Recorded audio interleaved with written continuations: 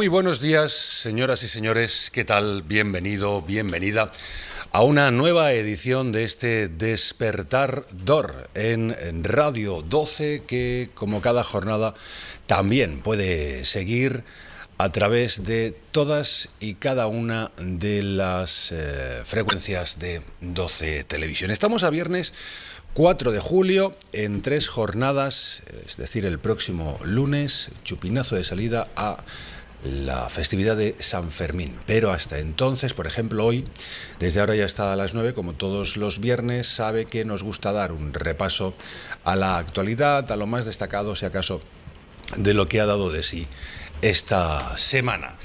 En un instante hablamos con nuestros contertulios habituales, Juan Zaragoza, Isabel López, Pedro de Gea, pero ¿quién es el invitado que tenemos en esta jornada de hoy, viernes? Una jornada, como siempre, ya sabe, no apta para dormilones. Una persona que yo no sé qué fue antes, el huevo o la gallina, vale, yo no sé qué fue antes, si el interés por la protección de los animales o Raúl Mérida. Pero más o menos van a la par. Raúl, muy buenos días, bienvenido. Hola, buenos días, muchas gracias. Hablar de Raúl Mérida en Alicante, provincia y más allá, es hablar de la protectora de animales y plantas de la ciudad de Alicante y de ese cuidado y de ese interés que hay que tener durante todo el año. Pero si acaso ahora, que ha sido uno de los motivos de invitarte al programa, cuando empieza el verano, cuando la gente se va de vacaciones, desgraciadamente, no lo sé, y si quieres, este puede ser el punto de partida de la conversación, se desprende de los que hasta ese momento se suponían eran sus mejores amigos. Bueno, la verdad es que las razones por las que la gente llega a abandonar a los animales son muchas, ¿no? Pero es cierto que cuando una persona acoge, adopta, compra un animal sin la suficiente responsabilidad, pues sabemos que ante cualquier detonante, ante cualquier circunstancia que pueda sobrevenir, pues si no lo ha hecho, como decía, con suficiente responsabilidad, ese animal va a acabar siendo abandonado. Entonces, a partir de ahí, los motivos por los que puede llegar ese abandono pues pueden ser muchas veces pues por un cambio de residencia, puede ser porque simplemente se cansan de él y no hace falta que se vayan de vacaciones, o puede ser por las vacaciones. Como ahora en verano hay muchas vacaciones, es un periodo en el que además coincide con que los cachorros que se regalaron en Navidades pues son ya adultos. Y muchos de esos cachorros pues llegaron a esas fechas, pues sí, es verdad que el abandono sube un poquito, aunque es verdad que el abandono ya no es estacional, que a lo largo de todo el año hay un ingreso de animales. Y bueno, y sobre todo el tema de la crisis económica trajo también que las razones por las que se abandonaban animales pues cambiaran un poquito y que la gente pues viniera al centro ya no solamente por esas vacaciones, sino porque simplemente no podían atender al animal. En lo que serían los números, las cifras totales, ¿hemos conseguido disminuir? ¿Se mantiene? ¿Aumenta? ¿En qué parámetros? Yo diría que desde luego por la percepción de lo que es el albergue, quizás el abandono en Alicante, porque cuando nosotros recibimos muchas peticiones, eso no lo sabe la gente habitualmente, pero el albergue de animales de Alicante no es un albergue de animales más en España. Realmente nosotros recibimos peticiones de Madrid, la semana pasada llegaron 2 gatos de Madrid, de toda España. Es decir, no es un albergue de animales como los demás, sino que prestamos una serie de servicios mucho más completos. Por poner tu ejemplo, es el único albergue de animales de España que tiene un veterinario permanentemente en el centro, no hay ninguno otro. Y bueno, pues todo esto hace que haya una serie de circunstancias que nos hagan diferentes, ¿no? Y eso hace pues que se reciban animales de todas partes, y eso varía un poco la percepción, porque básicamente estamos igual que siempre, pero es verdad que ahora quizás podemos acoger a veces animales de fuera con circunstancias difíciles, ¿no?, que están pasando. Y no digo solamente perros, sino, por ejemplo, mucha gente desconoce que uno de los animales que más se han abandonado durante estos últimos 2 años en España ha sido caballos. Por ejemplo, muchas fincas donde vivían caballos han sufrido procesos de embargo, los animales han tenido que salir. Y por no alargarlo mucho en el tiempo, te diría que la semana pasada tuvimos que sacar 20 y tantos caballos de Alcoy de una finca, ¿no? Ese tipo de casos que han traído o han necesitado una intervención nuestra. Alcoy es otra zona que nosotros no llevamos, pero la Guardia Civil nos pidió ayuda y pudimos dársela. bueno, pues han necesitado una respuesta por parte nuestra. Nosotros nos dedicamos a la protección de los animales. El DNI en cuanto al lugar de nacimiento o de donde estamos lo dejamos para otras cosas, pero para eso no. El caso más sorprendente con el que os hayáis encontrado, ¿cuál ha sido? Bueno, la ciudad de Alicante es una ciudad en la que por las personas que viven, por la cantidad de gente que viene de fuera, es una ciudad donde se mueven muchos animales. Quizás siempre los animales salvajes, exóticos, son los que más te llaman la atención. En la ciudad de Alicante, por ejemplo, hemos recogido, por si llama la atención, un tigre, un cocodrilo. Hemos recogido distintos individuos de monos de Gibraltar. El mono de Gibraltar, también tenemos otra peculiaridad aquí, que es el ferry Dorán, que hace que muchos animales entren por ahí, ¿no? Y bueno, pues el mono de Gibraltar es un animal con el que se trafica actualmente mucho. Se venden a 3 euros en el norte de África y aquí en España se venden a 3.000 euros en un mercado ilegal porque está totalmente prohibido. Pero también es muy desconocido por parte de la gente, pero el animal salvaje se ha convertido en una forma de pago en el mundo de la droga. Actualmente el tráfico ilegal de especies está situado entre los 3 negocios ilegales que más dinero mueven, ¿no? Es el segundo tras el negocio de la droga.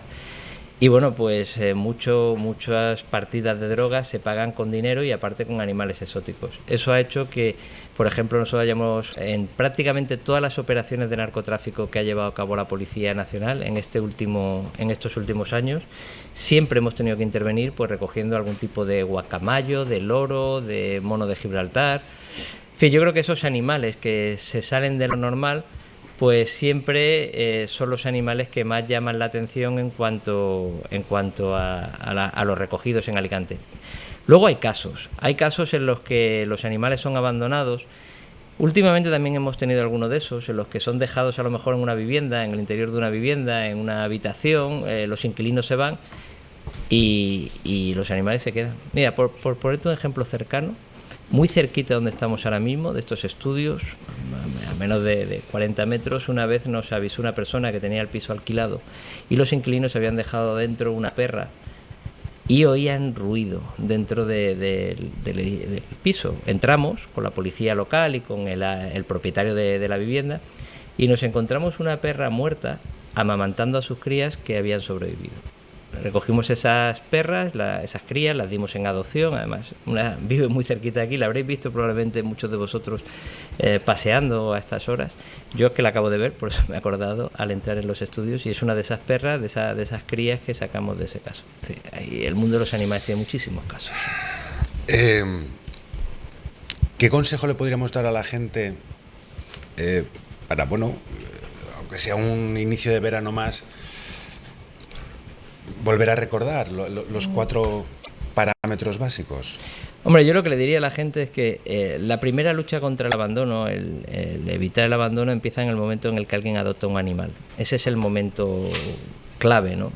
Valorar muy bien esa decisión, porque no es una decisión que dure un mes ni 2 meses, ni siquiera un año, sino que normalmente ese animal va a ser responsabilidad nuestra durante toda su vida, y esa vida al menos son 15 o 16 años. Luego eso es una cosa importantísima. Pero si lo tenemos y ya no lo podemos tener, la verdad es que en esto de Internet, que para tantas cosas ha sido yo creo que mala, para el tema de los animales también ha traído muchas adopciones.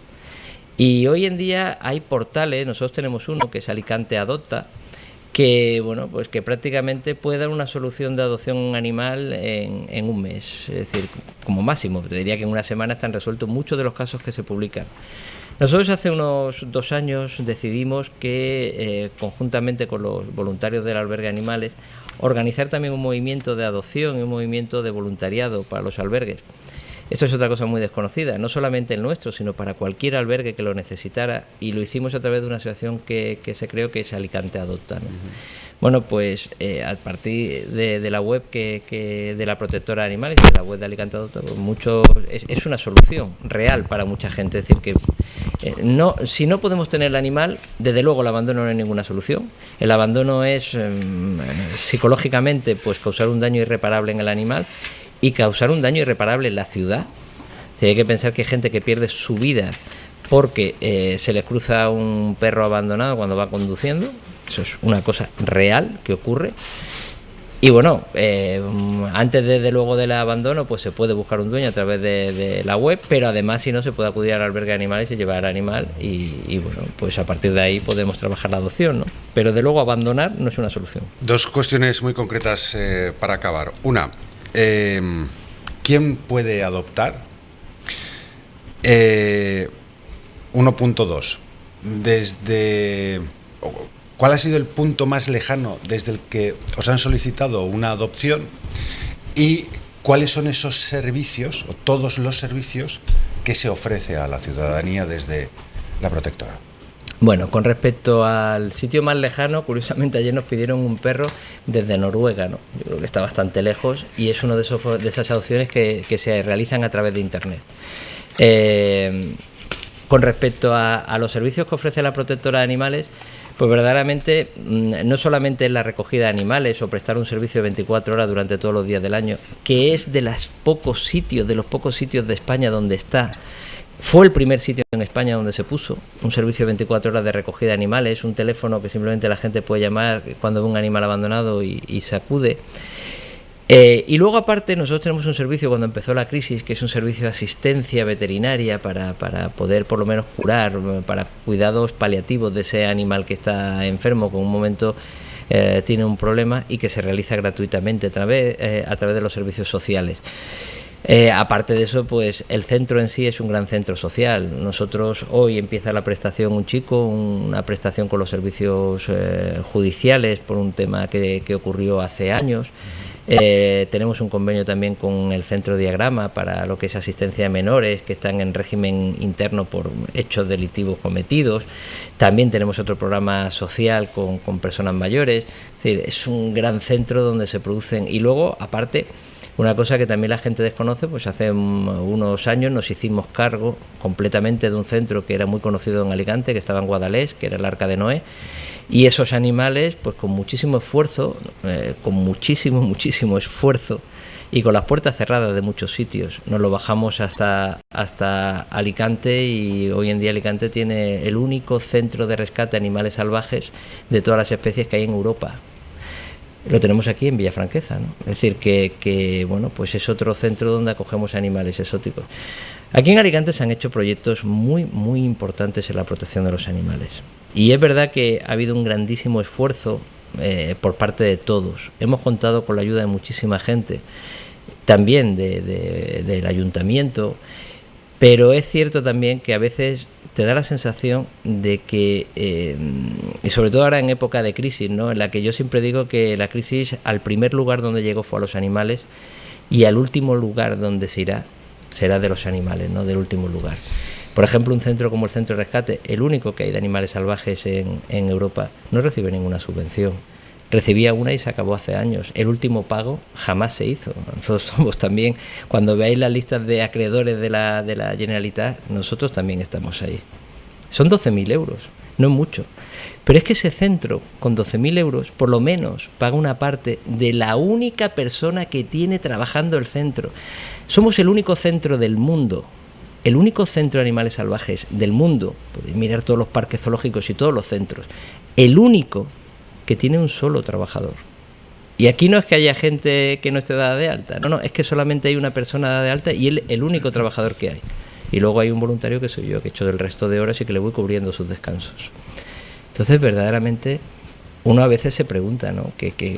No sé, ahora en la tertulia podemos hablar de muchas noticias, pero hay un gran desconocimiento, ¿no?, de lo que está ocurriendo en el mundo de los animales, del esfuerzo que se ha hecho. Yo entiendo que los animales son, para muchas de las cosas que ocurren, algo menor, ¿no? Pero hace poco, pues no lo recuerdo ahora mismo qué tipo estábamos hablando de tal, de qué evento había, y se estaba hablando de si se había destinado no sé cuánto dinero a ese evento. Bueno, ¿qué hubiera ocurrido si yo, por ejemplo, uno de los leones que tengo, que recogí de una discoteca muy famosa, de la puerta de una discoteca muy famosa de Valencia? ¿Cómo de la puerta de una discoteca? Sí, de una discoteca de Valencia. Fui además recuerdo que en aquel momento fue con el alférez del Seprona, de la Comunidad Valenciana, es decir, el jefe del Seprona de toda la Comunidad Valenciana, fuimos allí, y con Canal 9. Esas imágenes lo vi, Canal 9 estaba allí. No sé, yo no di aviso, pero no sé quién daría aviso, pero recogimos a ese león que estaba allí atado con una cadena en la puerta de la discoteca, en la terraza de verano. Ese león pertenecía al dueño del hijo de la discoteca, que la había comprado, según decía el Seprona, no tenía ningún tipo de papeles, supongo que ilegalmente, evidentemente no era el lugar para tenerlo. Y bueno, pues allí se abrieron actas y tal, y se retiró el animal. Bueno, mi pregunta es, ya que los animales ahora mismo son un tema tan menor que prácticamente son inexistentes, ¿qué hubiera ocurrido si no se retira? ¿Cuánta gente tiene que morir en España para que realmente se valore eso? Evidentemente yo sé que mucha gente, y así me lo han dicho, pues lo más sencillo es pegarle un tiro a ese león, ¿no? Pero cuando hablamos muchas veces de algunas de las noticias que han recorrido todos los noticiarios de animales que son abatidos a tiros, ¿qué imagen daría España? El principal sector ahora mismo que está tirando la economía es el turismo, ¿no? ¿Qué imagen se daría para un turista si se supiera que un león está eso? ¿Qué imagen? Que se supiera que se abaten a tiro. A lo mejor pensaban que tenían que traer la escopeta para venir aquí de turista. Que dejan ahorcados también, por ejemplo. Yo pienso que es un tema más importante de lo que parece. Pero bueno, claro, es mi tema. A ver, ¿de qué forma más se puede colaborar con vosotros? Bueno, yo le pediría, siempre en el tema de la colaboración siempre he pedido lo mismo. Yo le pediría a la gente que se acercara al albergue de animales o incluso al centro de rescate y nos conociera. Yo antes de que nos ayuden, que nos conozcan. Y ya cuando nos conozcan, si ve que vale la pena, que nos ayuden. Porque verdaderamente cuando ves la labor que hacemos y conoces a los animales que hemos rescatado, cuando te das cuenta de la dimensión. Y creo que es bueno para que nos ayuden y para que nos valoren, que nos conozcan, que vean lo que hacemos. Y luego hay muchas formas. Se puede ser voluntario, se puede ser económicamente ayudar, como socio, como amigo de los animales, como se quiera. Bueno, vamos a darle la bienvenida a los contertulios, ya a saber qué relación tienen ellos, si existe, con los animales. Pedro de Gea, buenos días. Buenos días. ¿Tiene usted animal? ¿Ha tenido? Todavía no tengo dos, no animales, dos hijos, uno de 17 y uno de 13, que me insisten en que quieren, me prometen responsabilidad, me prometen hacerse la cama, me prometen absolutamente de todo, con tal de que les lleve un perro. Están encaprichados, llevan 4 meses encaprichados y es el tema diario de conversación. De momento tenemos una opositora, ya veremos lo que ocurre. Isabel López, buenos días. Hola, buenos días. ¿Tiene pensamiento? Pues ahora mismo tengo un acuario pequeñito y mucha insistencia también para tener más animales. Un hámster, de momento un acuario. ¿Y Juan Zaragoza, buenos días? Buenos días. Bueno, pues yo soy una gran amante de los animales. Hasta que salí de mi casa para casarme hemos tenido siempre muchos animales. Nosotros vivíamos en un primer piso y la planta baja, lo que era el patio muy grande, más grande que este estudio. Allí teníamos gallinas, pollos, conejos, palomos, hasta una cabra, 2 perros, un gorrino. Entonces era un minizo, aquello era un minizo, ¿eh? Y mi padre era un gran amante también de los canarios y llegó a tener él casi 400 canarios. Se dedicaba en sus horas libres a la cría de los canarios y luego los regalaba, sus amigos no los vendía.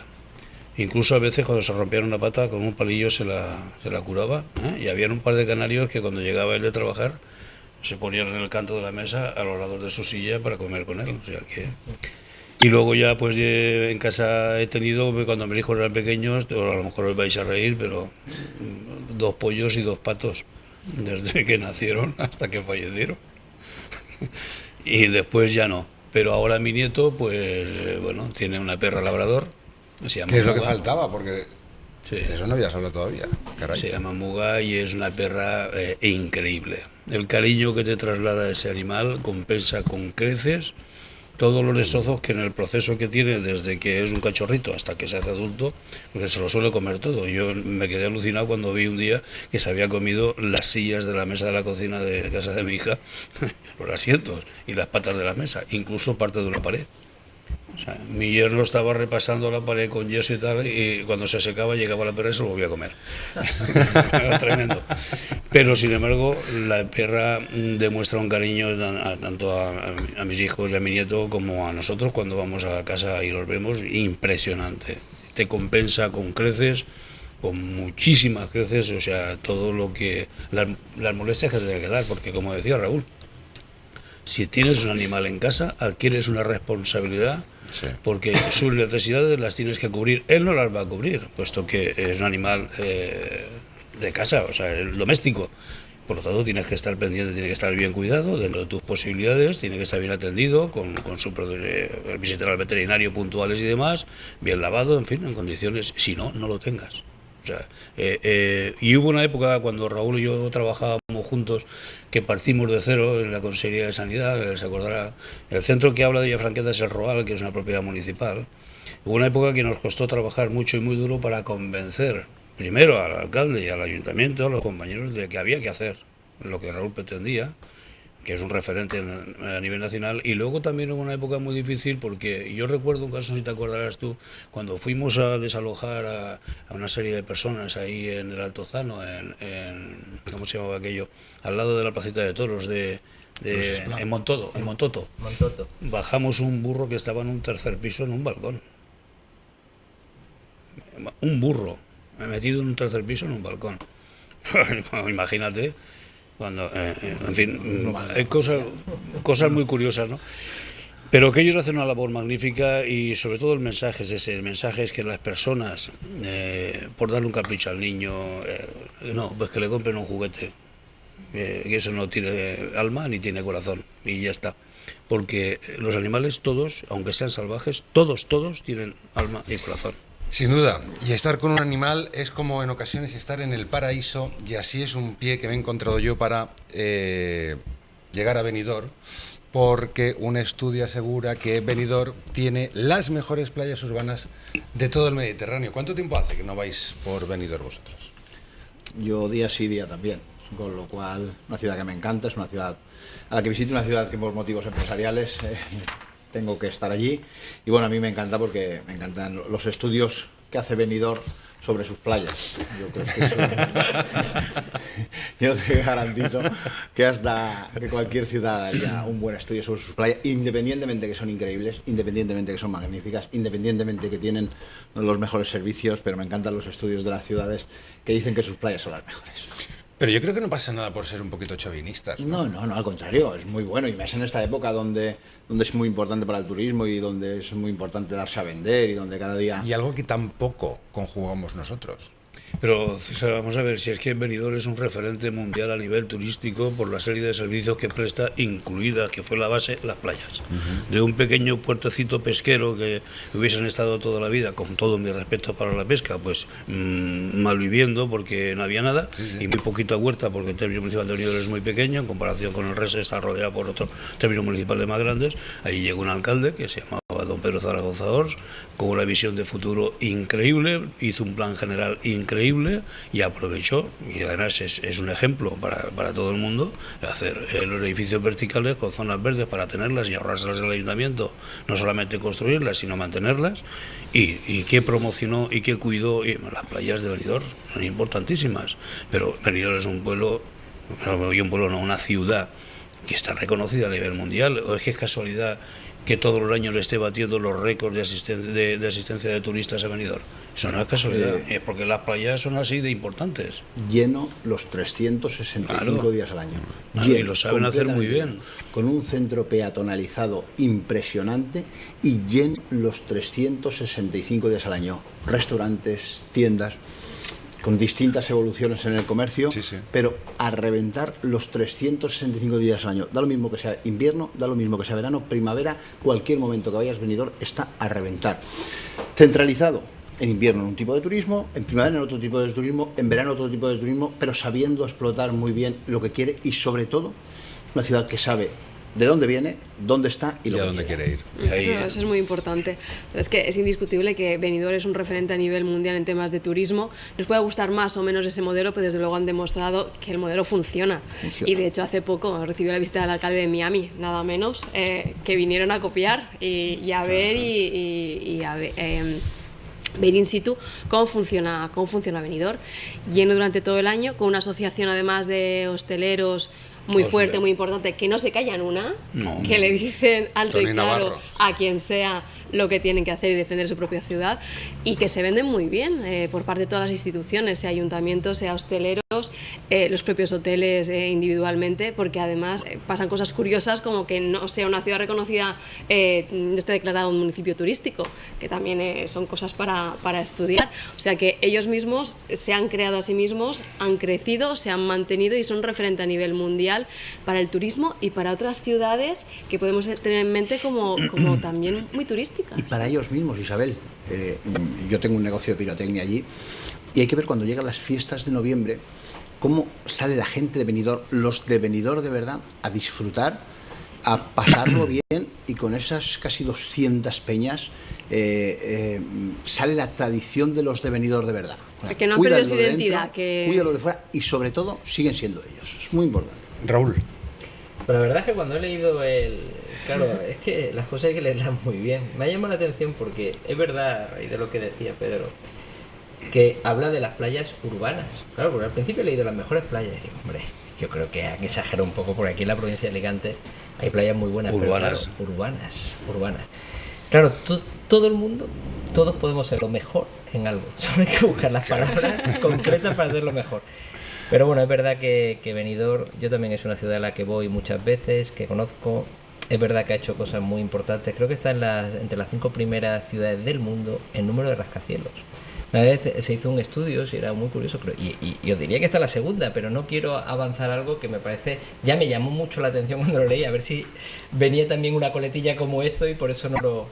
Pero bueno, es una ciudad importante, con un gran turismo, que ha sabido además aprovechar todo el público, todos los sectores, ha sabido muy bien utilizar el turismo de invierno, el turismo de otras épocas, y eso lleva a que muchas veces, y es una lección, sin tener, para mí no la tiene, la mejor playa de la provincia, ni mucho menos, sin tener muchas de esas cosas, sí consigue sacar lo mejor de lo que tiene.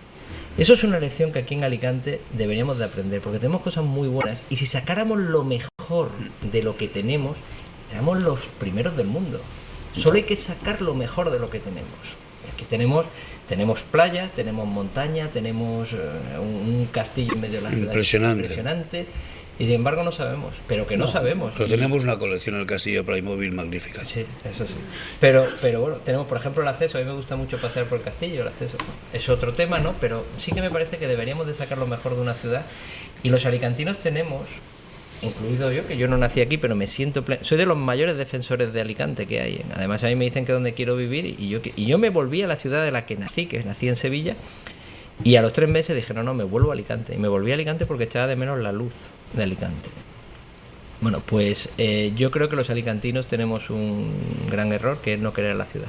En Sevilla, es una ciudad en la que yo nací, se quiere muchísimo la ciudad.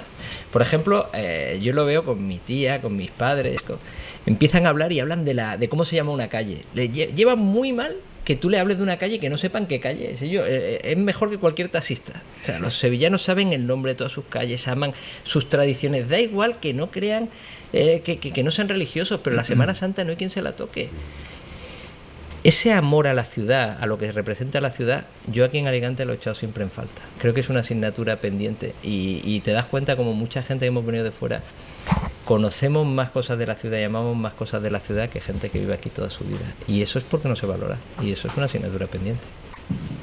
Pues tienes toda la razón, porque los que venís de fuera y os asentáis en la ciudad de Alicante valoráis muchísimo el esfuerzo que os ha costado situaros en la ciudad de Alicante.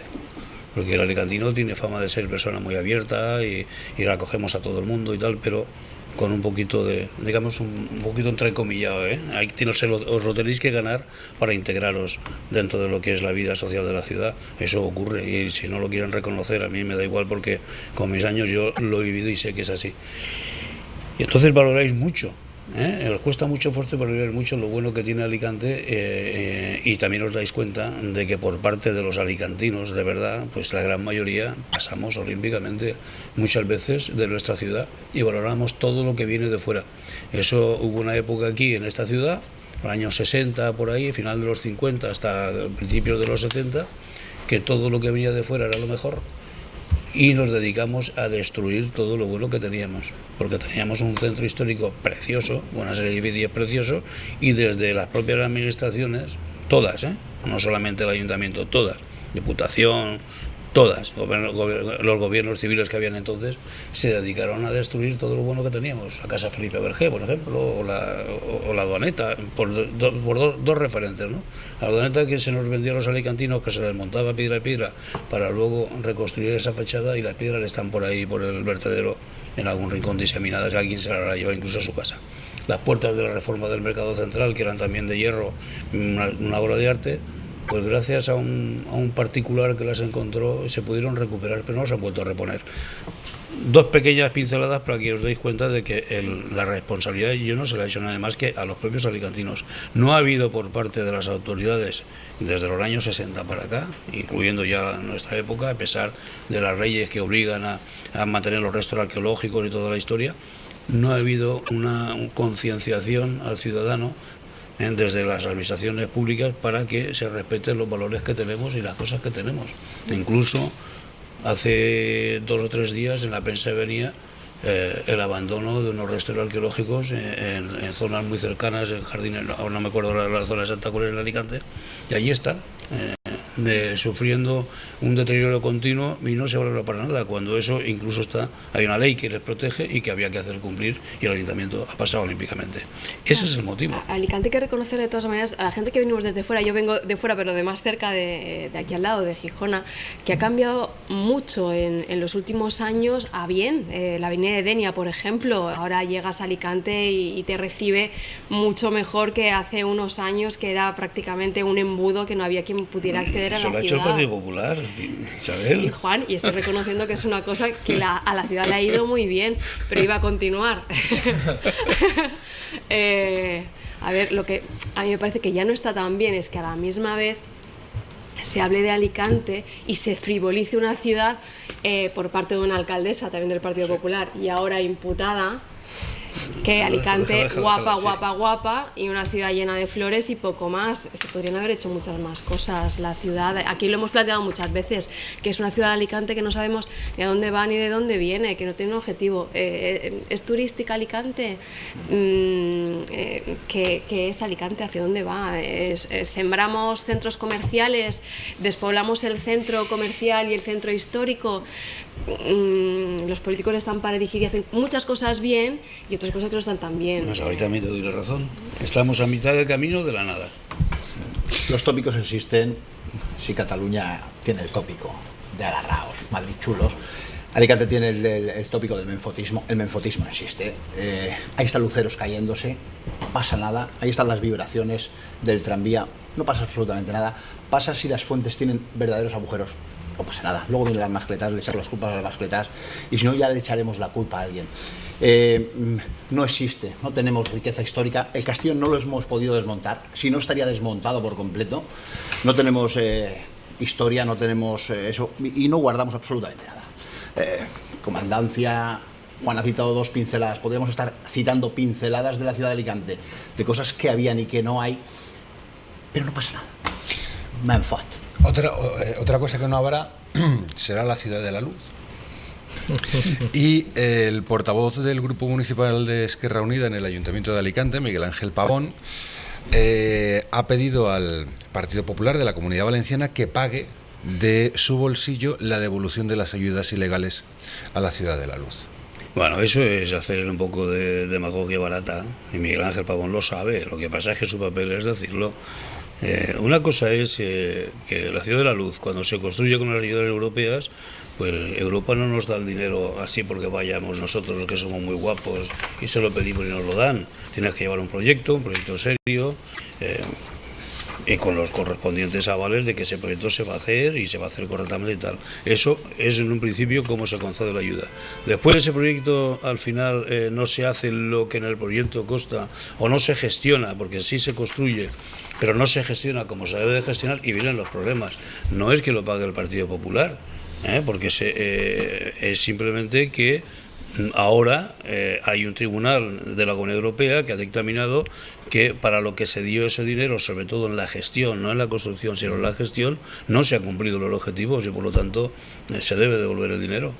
Pues bueno, pues el gobierno ahora del señor Fabra tiene otra patata caliente heredada por las gestiones altisonantes y grandilocuentes del verdadero impulsor de ese proyecto, porque hubo un señor que era otro presidente que puso la primera piedra, ¿vale?, pero el que luego sobre la marcha le dio la vuelta a la situación y cambió no solamente el proyecto, sino también la gestión, si es que se le puede llamar gestión, y puso ahí a quien puso y cómo lo hicieron, pues fue el señorito don Francisco Casi y su equipo, que una vez más, junto con la Fórmula 1 y otra serie de cosas, pues aquí lo tenemos. Pero si es que no salimos de una y ya estamos metidos en otra. Si esto es una patata caliente detrás de otra y menudo saco de patatas llevamos de herencia del PP, sea de Camps, sea de Fabra. Fabra en ese tema, desde luego, lo ha recibido, lo ha heredado él.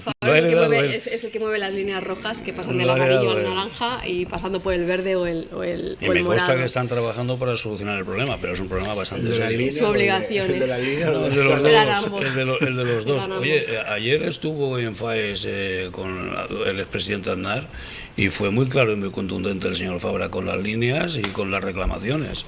Que siga así, que las aplique, aparte de hablar. Pero volviendo al tema de la ciudad... Las aplica, no está en su mano. Bueno, habrá que seguir viendo esa aplicación de la línea.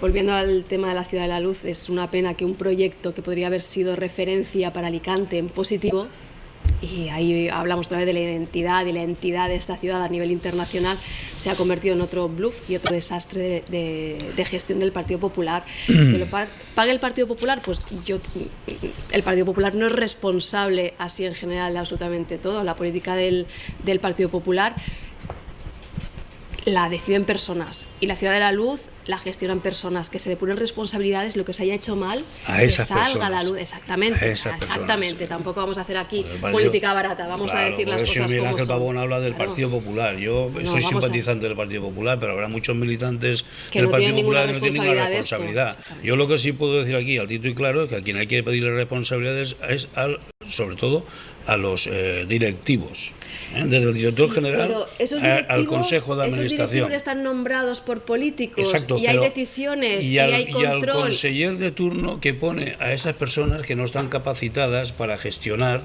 ese centro de la Ciudad de la Luz. Creo que el gran error de Ciudad de la Luz fue vivir de espaldas a la ciudad de Alicante. Creo, como bien ha dicho Isabel, se desaprovechó y yo lo he comentado públicamente y se lo he comentado a algún director general que había. Creo que la Ciudad de la Luz no podía vivir tan espaldas a la ciudad de Alicante, era un pegote que había allí arriba, y creo que solamente en una ocasión, con la película de Asterix y Obelix, al día siguiente, durante los días posteriores, se podía acceder al recinto. Pero tú vas a Ciudad de la Luz y lo primero que te encuentras allí es el guardia de seguridad, que si no te has identificado previamente y has solicitado cita previamente, allí no se puede entrar absolutamente para nada.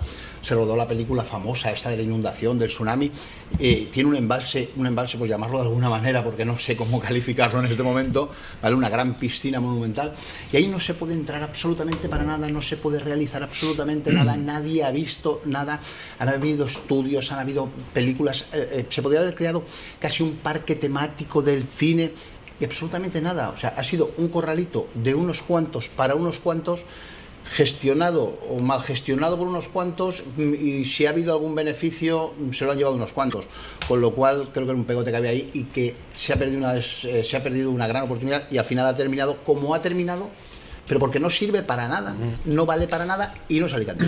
Vosotros también habéis tenido relación con la Ciudad de la Luz a través de las productoras cuando se tenía que necesitar de animales. Sí. La verdad es que nosotros con los coches antiguos. Yo he conocido muchísimo la Ciudad de la Luz durante todas esas películas, porque hubo una serie de problemas con Asterix y Obelix. Al principio no se había previsto que iban a venir esa cantidad de animales. En Asterix y Obelix llegamos a tener allí 50 caballos que venían de Madrid. Y hubo que hacer toda una infraestructura, se crearon unas cuadras. Todas las películas en general llevan muchos animales. En general, luego grabamos una que es... aquí se estrenó en España un día y la quitaron, que era Su Majestad Minor, otra de las grandes producciones de Jean-Jacques Hano. Ahí también llevamos nosotros el tema de... Nosotros lo que hacíamos era sobre todo garantizar el bienestar de los animales. Durante todas las producciones eran animales que eran actores y estaban súper bien cuidados. Yo, si me preguntas cuál es mi opinión, yo pienso que la Ciudad de la Luz, eso que tú dices es verdad, ¿no, Pedro? De que nos abrió, de que era muy difícil entrar, ¿eh? Bueno, había cosas que son surrealistas de la Ciudad de la Luz en cuanto a la gestión, que yo las he vivido. No te puedes imaginar por cuántas personas tenía que pasar si tú necesitabas una escoba para barrer. Bueno, había una pirámide de cargos para conseguir una escoba, que bueno, había cosas surrealistas y graciosas y simpáticas, pero creo que dejando al margen todo esto, yo me lo he pasado muy bien y me he divertido mucho en la Ciudad de la Luz. Es una experiencia única. Yo venía en parte del mundo de los documentales, y grabar películas y esas superproducciones era otro mundo. Ahora bien, cuando tú estabas dentro de ellas, tú decías, ¿cómo se puede gastar el dinero? Yo no sé si en el cine se gasta el dinero así por parte de las producciones, ¿eh? ¿Cómo se puede gastar el dinero así? Os contaría miles de anécdotas vividas realmente en primera persona por mí y decir, pero esto no me lo puedo creer, esto es posible. ¿Cuál es la que más te dejó los ojos como platos? ¿Cuál fue? Pues mira, una de las que me dejó muy impresionado pero eran más bien también cosas que pasaban por la gente que participaba en las películas, que tenían también muchas. Pues una vez se llevó por parte de, se crearon como las películas en general no se rodaban solamente en la Ciudad de la Luz, en los estudios, sino que a veces se sacaban fuera. Una de ellas la sacamos a Villajoyosa, detrás del casino, se montó un pueblo medieval impresionante, toda una estructura impresionante, y hacía falta agua para los animales que había allí. Entonces yo insistí, fíjate que participaban unos cerdos que habían venido de Francia, que eran actores, y se montaron unas duchas, una ducha para cada cerdo y una piscina, para que os hagáis una imagen de cómo se trataba a esos animales, ¿no? Por Pancho. Eso era exagerado. Bueno, claro. Pues una de las cosas que sí que era básica para mí era pues un gran depósito de agua.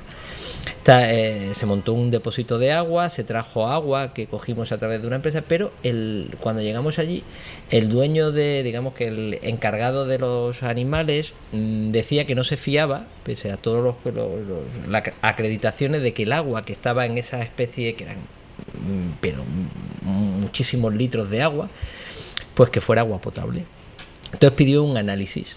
Entonces yo llamé a Agua Municipalizada de Alicante, fue allí un ingeniero, hizo un análisis del agua para demostrar que el agua era potable. Pero mientras llegaba eso, que tardó simplemente 4 horas, el dueño de los animales que había allí abrió el estanque y dedicó todo el agua que había allí a regar las plantas. Cuando llegó y se dijo que el agua era potable, no había agua para los animales. Tuvimos que llamar otra vez a otro eso. Todo es un ejemplo. Yo he visto construir... Despilfarro total. Yo he visto construir pantanos en zonas interiores, son ejemplos, ¿no? Las fiestas que se hacían. Yo no sé si las producciones en general funcionan así, o estas producciones, claro, iban con una gran inyección económica, lo cual les daba mucha soltura. Sin ningún control. Yo pienso que, en cualquier caso, lo que sí que es cierto es que la Ciudad de la Luz, de una forma profesional, tendemos mucho en España, para mí es un mundo ajeno, pero tendemos mucho en España muchas veces a politizarlo todo. Pero es que hay cosas que son simplemente la ley. Aquí se ha jugado mucho en general en España a que, bueno, no pasa nada, lo hacemos, que no pasa nada, como si todo se pudiera arreglar en una mesa reunidos. Pero es que todo no se puede solucionar. De pronto nos hemos encontrado que por mucha voluntad que tuviera quien fuera de vamos a hacerlo así, de pronto había una barrera que era la ley. Vamos a ver, esas ayudas se daban bajo unas normas, esas normas no se cumplían, le decía a todo el mundo que esas normas no se cumplían. ¿Qué pasa? ¿Que esto qué es? ¿Que cuando ya yo tenga que dar cara yo ya no estoy? Y hay otro. Pues que no puede ser, porque esto no lo va a pagar el Partido Popular. No, lo van a pagar todos los españoles, sobre todo la Comunidad Valenciana. Lo vamos a pagar todos los ciudadanos de la Comunidad Valenciana. La realidad y de cambiar, y esta semana también ha sido noticia la reivindicación nuevamente de la elección directa de los ediles. Lo ha propuesto Mariano Rajoy, y Ximo Puig ha dicho que Rajoy no tiene legitimidad para hablar de regeneración democrática hasta que no aclare la corrupción. Rajoy ha ido a clase de matemáticas básicas y me explico. Para mí esto es más de lo mismo de la campaña que el Partido Popular está haciendo para que la gente ya no sepa qué pensar, porque por un lado parece que está haciendo lo que la gente le está pidiendo y cumpliendo un poco lo que él mismo está defendiendo, pero por otro lado yo estoy convencida de que hay gente del equipo del Partido Popular que ha hecho sus deberes y los está haciendo muy bien y ha hecho números, y según las últimas europeas, según las estadísticas y encuestas que se van publicando, el Partido Popular ya ha visto que está perdiendo las mayorías absolutas de las que disfruten buena parte de los municipios y ciudades de España, pero que no pierde la mayoría. ¿De qué manera se aseguran las alcaldías? Pues elección directa de alcalde, lista más votada, que no quiere decir que sea al final quien más votos tenga. Pues eso, matemáticas sencillas y simples. ¿Cómo me aseguro seguir mandando? ¿Cómo me aseguro seguir controlando, aunque no tenga el respaldo de la mayoría de la gente? Pues me salgo con esta propuesta que además hoy día a la gente le va a parecer estupendamente si no va un poco más allá de lo que realmente significa, que es que al final lo que están intentando es asegurarse seguir mandando. Juan. Bueno, yo es que veo un contrasentido en lo que me acabo de escuchar a Isabel. O sea, si la lista más votada no tiene la mayoría de la gente. Si la lista más votada sí la tiene. Si la lista más votada. Ahora, si lo que vosotros decís es que la mayoría es la suma de todos los partidos de izquierda o incluso los de centro como UPyD, se suman todos juntos y forman un tripartito, cuatripartito, quinto partito, pues obviamente no era así. Pero si la lista más votada sí tiene la mayoría. Yo creo que las cosas lo que hay que hacer es hacerlas bien. Y un presidente del gobierno... La lista más votada no tiene por qué tener la mayoría. La mayoría pues está más votada que ninguna otra lista. Es la lista que más votos tiene por parte del ciudadano, aunque sea por uno, pero tiene más que el resto de las listas. Ahora, si tú sumas a todo el resto de las listas, evidentemente no, pero eso no es una mayoría. Cada partido sacará un número determinado de votos. Si el Partido Popular tiene uno más que los demás, pues como si lo tiene el Partido Socialista, como si lo tiene el Partido de Izquierda Unida o Podemos o UPyD, el partido que sea. Aunque tenga un solo voto más que los demás, yo creo que se debería de rectificar, de renovar la ley electoral y que se les permitiese gobernar a los partidos que consigan un voto más que el resto de los partidos, no la suma del resto de los partidos. A mí lo que me parece un fraude es que un partido gane, tenga un voto más que los demás y luego el resto se unen y a gobernar ellos. Eso no me parece correcto. Pues eso se llama democracia. No, bien, pues la democracia también tiene fallos. Entonces lo que sí hay que garantizar... Si hay un pueblo de 10 habitantes, sí. Un partido saca 3 y luego hay 7 partiditos con uno cada uno, lo que no vas a hacer es que ese que tiene 3 manden sobre los otros 7. Bueno, yo no he dicho que manden sobre los otros 7, pero si los otros 7 están los gobiernos en minoría. Si los otros 7 coinciden en eso, lo que no puede ser es que un pueblecito con 3 mande sobre los otros 7. Lo que tampoco puede ser, según mi versión, que es la contraria de la tuya, es que esos 7 que solamente han sacado 1 y por lo tanto no tienen el mismo derecho que el que ha sacado 3, se unen y se cepillan al de 3. Oye, pues no me parece correcto. Yo creo que ahí lo que había que hacer... Y al final, bueno, si me dejáis, yo termino, son los 7, la mayoría. Termina brevemente. Exacto. Yo creo que sinceramente lo que hay que hacer es... Lo que ha dicho Rajoy, pues bueno, eso puede ser el comienzo de un... Pero hay que estudiar bien las cosas y hay que meditar bien las cosas. Y la ley electoral hay que cambiarla. Y no solamente por el tema de las mayorías. Ahí estamos de acuerdo. Hay que cambiarla, hay que renovarla, hay que actualizarla. Antes que todo esto de las mayorías o demás, hay que cerrar las legislaturas, limitar, mejor dicho, las legislaturas a dos, tanto en los gobiernos municipales, como los autonómicos, como en el propio gobierno, a 2. Y de esa manera eliminamos muchísimos problemas. Raúl. No, yo lo que iba a decir, la pregunta que iba a hacer, porque no lo sé, es realmente cómo se puede aplicar eso. Es decir, cómo puede un ayuntamiento funcionar de esa forma. Es decir, cómo se podría, si tú no tienes la mayoría de concejales, cómo puedes en la práctica funcionar. Yo creo que hay noticias como esta y como muchas otras que estamos viviendo y que cada vez se viven más, que son puntos de reflexión. Es decir, bueno, vamos a soltar un globo, todos miramos para el globo y hablamos sobre el globo. Y no se habla de otras cosas. También, pero ¿quién coge el globo? Pues eso, ¿no? Yo creo que esto... ¿Cómo? Está muy bien, o sea, yo he visto en algunos, si lo aplicas a ayuntamientos, yo he visto ayuntamientos donde podría pasar lo que tú dices, Pedro, lo cual evidentemente no sería lógico, y otros en los que sí que he visto cosas totalmente absurdas que yo he vivido, y las he visto, en las que la lista menos votada de un montón de partidos pues ha sido el alcalde. El alcalde tiene una gran representación. Ahora, verdaderamente, imaginándonos que nos pusiéramos en el caso de lo que dice, yo no veo en la práctica cómo eso se puede hacer. Yo creo que está bien debatir sobre todo, pero también es verdad que a veces, si este país tiene un gran problema, es que pierde mucho tiempo en hablar muchas veces. Sin Es pensar. Que hay muchas cosas, Y hay que hay pensar muchas un poco cosas más. que hacer, hay muchas cosas que hacer. Lo estamos haciendo ahora mismo nosotros, estamos hablando de otra serie de cosas menos importantes de los últimos acontecimientos que estamos viviendo en nuestra ciudad y en nuestra provincia y en nuestra comunidad. Pues y sí. estamos hablando del señor Rajoy con un proyecto que es posible que salga o que no salga, ya veremos. Pues sí. Y estamos olvidando otras cosas. ¿Cómo cuál es? Hombre, pues a mí me da muchísima vergüenza que un promotor de esta ciudad Estaba en el esté punto. presionando en la Comunidad Valenciana para quitarle las ayudas de bienestar social a las personas necesitadas, a sus familiares, para que les llenen sus residencias. Eso me parece vergonzoso. Como me parece vergonzoso que se vendan unas entradas en un campo de fútbol para ayudar a Haití y el dinero esté en los bolsillos de las mismas personas. Eso me parece vergonzoso. Y las ayudas que esos promotores, esas personas tienen de ciertos responsables políticos, me parece más vergonzoso todavía. Por lo cual, yo creo que eso sí es importante. Y lo de Rajoy, pues, es menos importante. Bueno, pero también nos afecta a todos, ¿no? Sí, nos afecta a todos en un futuro posible, pero es que eso es ahora mismo, como bien ha dicho Raúl. Yo ahora lanzo esto, empezamos a discutir todo esto y consigo ganar unos meses hablando de este tema y no de lo que realmente le importa a los ciudadanos españoles, que es el paro, la corrupción y que la crisis económica vaya cerrándose. Que hay buenos datos económicos, no los discuto, pero que todavía no ha llegado pues al pequeño empresario, al autónomo, la apertura de la financiación por parte de los bancos. Y eso es un problema que tiene este país muy serio, y el gobierno no está presionando debidamente a los bancos, a las entidades financieras, para que abran la caja y ayuden a los autónomos, que son 5 millones, 5 millones, y los pequeños y medianos empresarios, que además el 90% o el 95% del tejido empresarial de nuestro país es pequeña y mediana empresa y autónomos.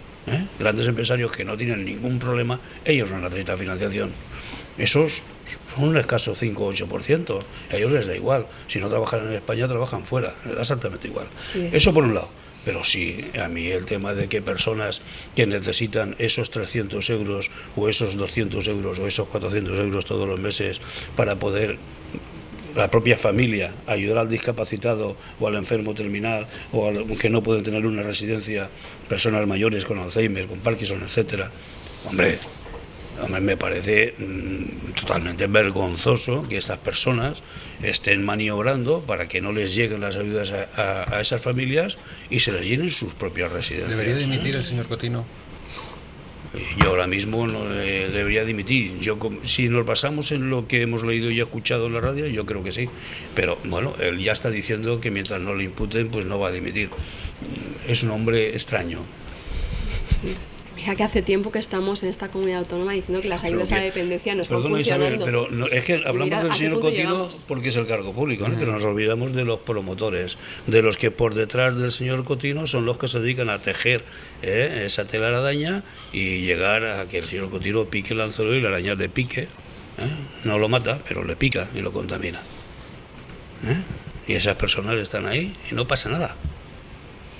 O a lo mejor sí. No sé, yo creo que no pasa nada, porque es que no pasa nada. A mí Es que es que ahora me- mismo el único político que está en la cárcel por corrupto es el señor Bárcenas.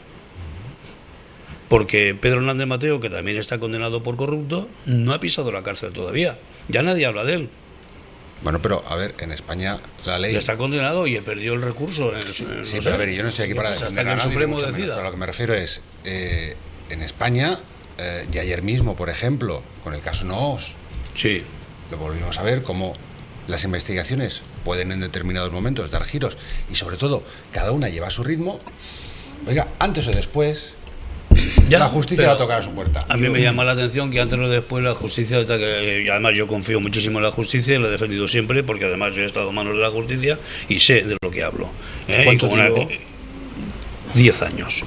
Y con una presión mediática de un medio de comunicación diaria machacándome. Eso no es justo. Pues Machacándome. Yo- 10 años machacando. Ojo, y habiendo archivado 2 veces en el periodo de instrucción la jueza del caso. Lo archivó 2 veces porque no había delito. Y políticamente porque el que firmó la denuncia se llama José Luis Rodríguez Zapatero, cuando fue secretario general del Partido Socialista, y a los pocos meses fue nombrado presidente del gobierno. pero como le engañaron, me consta que le engañaron, y Blas Bernal y Ángel Franco, y les hicieron firmar la denuncia, por ese motivo se alargó durante 10 años una denuncia politizada, con un machaque continuo. Luego así podemos entender el que el ritmo en la justicia en determinadas ocasiones vaya de una forma u otra. No por lo politizada que esté o no, sino por lo denso del caso, fíjate que necesite que más curiosamente, o menos César, los que sufrimos más las consecuencias son los que estamos en la política, porque además se ha extendido también de alguna manera el que todos los políticos son corruptos. No es verdad. Pero los promotores de todo este problema, como por ejemplo en el caso de Mercalicante, el gerente, que está en paradero desconocido, y que curiosamente, teniendo que presentarse cada 15 días en los juzgados de Alicante, fue contratado por un ayuntamiento cerca de aquí, en otra comunidad, pero bueno, turístico. Nos vamos. Y se llevó un dinero trabajando para el ayuntamiento y desapareció otra vez. Por comentarlo en 30 segundos de reloj, porque no tengo más. ¿Es usted hombre de rebajas? Sí, me gustan las rebajas. ¿Isabel? Sí, de rebajas, de segundas y de terceras. Sí. ¿Pedro? Sí, soy de rebajas y de todo el año. ¿Raúl? No queda más remedio. Pues Raúl Mérida, presidente de la Asociación Protectora de Animales y Plantas de Alicante. Muchísimas gracias. Gracias a vosotros. Pedro De Gea, empresario, muchísimas gracias. Isabel López, concejala del Partido Socialista en Gijona, muchísimas gracias. A vosotros. Juan Zaragoza, concejal del Partido Popular en Alicante, muchísimas gracias. Gracias a vosotros. Y a usted también, gracias. Hacemos una breve pausa y enseguida abrimos la segunda hora de este Despertador de hoy viernes.